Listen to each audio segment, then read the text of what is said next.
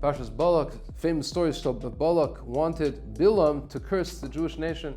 At first he declined, and then he came with them. And then, interesting, 3 times Balak builds mizbechas, he builds altars, he brings sacrifices, he offers sacrifices, and then he says, okay, let's look at the Jewish nation from this side, from that side, 3 times from 3 different places. He tries to get Bilam to curse the Jews, and nothing works. Each time, Bilam opens his mouth, and only brachas come out. But interestingly enough, each time when he brings him to different places, the Torah tells us exactly where he brought him to. Where did he bring Bilam? So that Bilam should look at the Jewish nation. So the first time he brings him to a place called Bamais Baal. He says, let's look from here and we'll see part of the nation. The next time he brings him to a place called State Seifim. And the third time he brings him to a place called Rosh HaPa'ar. What do these names mean? Bamais Baal, the heights of Baal. Baal was the classic idol of the Canaanites. They worship Baal. State Seifim. Seifim is somebody who sees, visionaries. He showed him to a place which is called the Field of Visionaries. And what's the third place? The third place is Rosh HaPa'ar, the top of Pa'ar. Pa'ar is another idol that was very rampant in Canaan at that time. And each time he wanted to, from those vantage points, to look at the Jewish nation and curse them. Why did he need to go from different places, look at Klal Yisrael?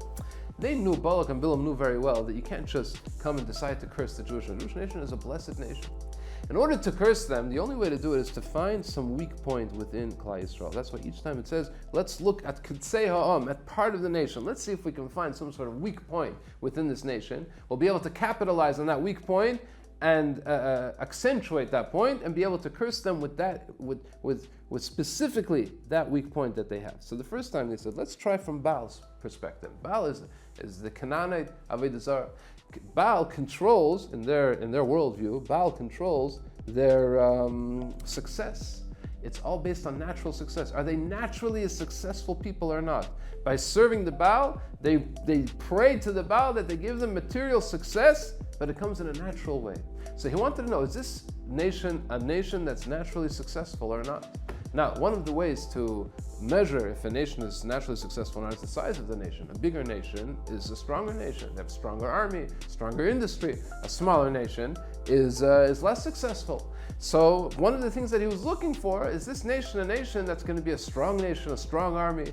What are the words that come out of Bilam's mouth? Among the other words, Rav Hirsch says, "Mi mana afar Yaakov and Misras Rav Yisrael." Who can count the dirt of Klal Yisrael? Says Rav Hirsch. It doesn't matter. Klal Yisrael doesn't matter if they're big, if they're small. Their strength is not in numbers. Their strength is not because they have some natural resources, natural strengths that they have. They have the strength only because of HaKadosh Baruch Hu, only because they're connected with Hashem. You're not going to find any weak points over here from a Baal's perspective. That's not going to work. Says Rav Shamshon Fall Hirsch, they went further. Where did they go next? They went to State Seifim. Okay, what's a Seif? Seif is a visionary, somebody who sees. Either he's a wise man, or he's a prophet, or he's somebody who deals in witchcraft. He can use supernatural forces and somehow see things that other people don't see. Let's see from the State Seifim point of view if this nation has that or doesn't. Let's see if we can find a weak point over here. So what came out of Bilam's mouth? They don't deal with these things at all. Their strength doesn't come because they can see things that nobody else can see. They're wise, they're smart people. The Jews are so smart and so enterprising. That's not what gives us our strength. What gives us our strength is because we're connected with HaKadosh Baruch Hu. You're not going to find anything from the vantage point, says Bilam of State Seifim. So he brings him to the last place of Pa'ar. Pa'ar was his last chance. We know that the Gemara describes Pa'ar very, very denigrating way of serving the Pa'ar was that they used it as a bathroom. They used the idol, the way to serve the idols, to use it as a bathroom. What kind of strange way of worshiping an idol? The Baal Pa'ar, says Rav Hirsch, represents the worldview that a person is no more than an animal plus a little bit of more intelligence. An animal has no shame. An animal will do his business anywhere. You're walking in the park, will do his business there. Walking in the street, will do his business there. He has no shame in front of another animal, in front of people. People have natural shame because they realize that they're not animals, they're people. To be able to do what a person wants, to be able to go after all his material, physical desires, he has to first get rid of the shame that he has from being a person. A person has a certain self-respect. humility that comes from self-respect.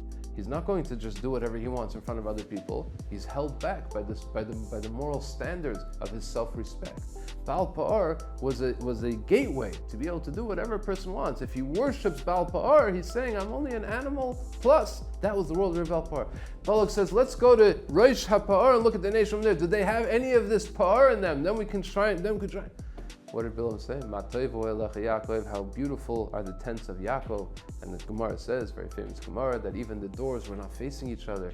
They live in a world where they have such a high moral standards that they respect the privacy of other people. They're not even going to have a door that's facing another door of another Jewish home. They live on they don't subscribe, says from here, to Darwinism, that people came from an animal, so no, people are basically an animal plus. No, people are people. They have high moral standards. You cannot get them from the vantage point of Rosh HaPa'ar, and that's when Balak gave up. He realized, not from the Baal point of view, not from the Tzayfim point of view, and not from the Parvan. Unfortunately, at the end of the parasha, we read how they did fall into Baal Pa'ar only through the fact that they seduced them with their woman, and then they fell. Because of the woman, they fell and they went into the Baal Pa'ar, and that's how they fell, and that was the downfall of Klal Yisrael.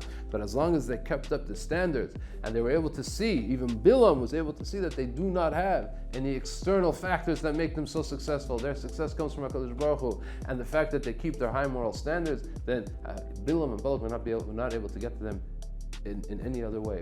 We live in a time of Golus when we're spread out across all the other nations, and we have an obligation to be able to deal with respect with all the people among whom we live, and to show the high moral standard and the self-respect that a Jew is supposed to represent. We have to realize that we do have this representation of high self-respect and high moral value, and we have to realize that our strength comes not from our great intelligence and not from our great resourcefulness. Our success comes only because of our connection with HaKadosh Baruch Hu. Good Shabbos. Please don't forget to subscribe. You'll get the video every week by subscribing. Put a like. Thank you very much. Good Shabbos.